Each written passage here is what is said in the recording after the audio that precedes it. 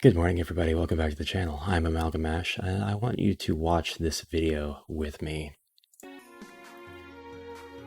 It's a bit stretched, it's a bit low res, so I'm sorry for that. This is available on Twitter, and it has more views than every video on my channel combined, which would not be that hard to do. This is a video detailing a village made in RPG Maker MV. And this is using the MV3D plugin. This is a developer from Japan who is making an MMORPG in RPG Maker MV. Yeah, you could see fluid camera movement. You don't see any lag. You can see the timestamps for anybody who might want to comment down below. It looks like there are at least 3 people testing this environment with the dev who is making this video. And I'm going to link their Twitter below. It's entirely in Japanese, but Twitter has the handy, translate bio and translate tweet functions, so you can at least get the gist of what's going on here. Putting your own opinion of RPG Maker MV and perhaps the entire RPG Maker series aside for one moment, and putting aside any opinions you might have about the 3D plugin,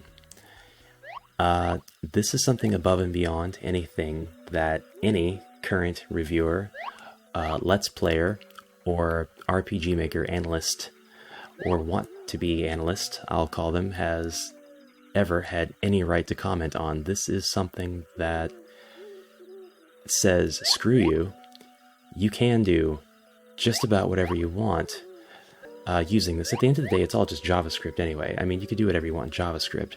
I'm not saying it's the best thing to use, but it's functional and it is accessible. What's more important than functionality and accessibility if you're trying to make something fun? So the user's account is I want to be the Max, and again, it is all in Japanese. I translated the bio here. I just used the Google Translate option. Director of Administration of Punsuka Magic Academy, the original author of the monthly comic Dengeki Daioh, the world's most difficult gal game. Voice actor belonging to Spellbound, official teacher of Maker MV, Werewolf Largest Tournament regular. The icon is Yuzuna Sumisaki. And this is one of their most latest tweets, March 16th, 2020. It was something they wanted to share with the MV3D community in Discord, and I had to see more.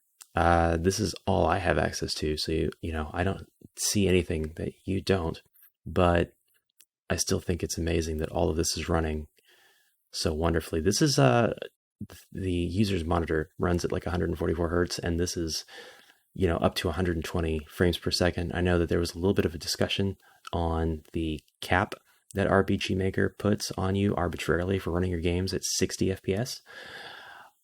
And I think that that's probably what this is running in, but the refresh rate of the monitor is 120. So they said their performance was great, and you can see in the video that there's no stuttering or lagging when they're moving the camera around, and they're able to use their chat system for their MMO just fine. Now, right now, I would say this is probably a proof of concept more than anything. This is just showing you that you can do these things. But certainly there have been MMOs made in JavaScript, so I don't see why the RPG Maker framework would limit that in any way. If you are savvy enough to create an MMO, then you're savvy enough to bust through the arbitrary limitations of the JavaScript behind the RPG Maker framework and make something work. Anyway, I'm sorry for the clickbait title. I just wanted you to see what's going on in the MV3D community and what they're kind of doing with the plugin in Japan, which is another thing that I know that not very many YouTubers, reviewers, Let's Players, people like that are looking at whenever they look at games made with this engine and with this plugin. This is something that I would play all day, any day, depending on gacha mechanics and things like that. But I think it's really, really cool.